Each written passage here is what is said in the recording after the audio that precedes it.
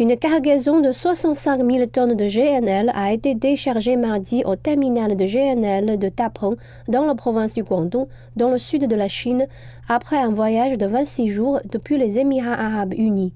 Il s'agit de la première cargaison de GNL libellée en yuan, signée par la China National Offshore Oil Corporation et Total Energy en mars de cette année. L'achat international de GNL réglé en monnaie chinoise est bénéfique pour CNOOC, car il favorise le développement mondial du commerce de l'énergie et crée un écosystème diversifié pour le commerce du GNL.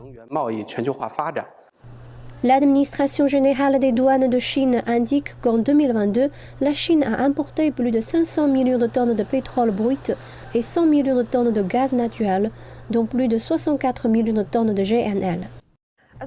La Chine étant l'un des principaux acheteurs sur le marché mondial du pétrole et du gaz naturel, quelle est l'importance du premier commerce de GNL réglé dans sa propre monnaie, le yuan? Quels sont les moteurs de la coopération de la Chine avec de nombreux pays à travers le règlement en yuan? Nous avons demandé l'analyse d'un expert.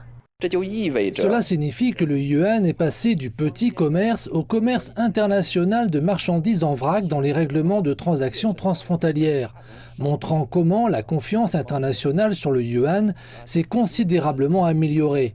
Le système de règlement du commerce international est dominé actuellement par le dollar américain, qui a exposé une variété de risques, de sorte que l'aversion au risque dans le commerce international est en hausse.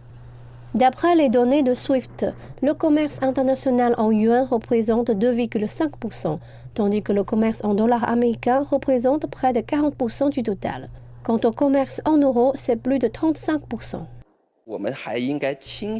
Nous devons également être clairs sur le fait que le yuan a encore un long chemin à parcourir pour son internationalisation, passant d'une monnaie de règlement dans les transactions bilatérales à une monnaie de règlement dans le commerce international, d'une monnaie de règlement à une monnaie de réserve, et d'une monnaie convertible sous condition à une monnaie librement convertible.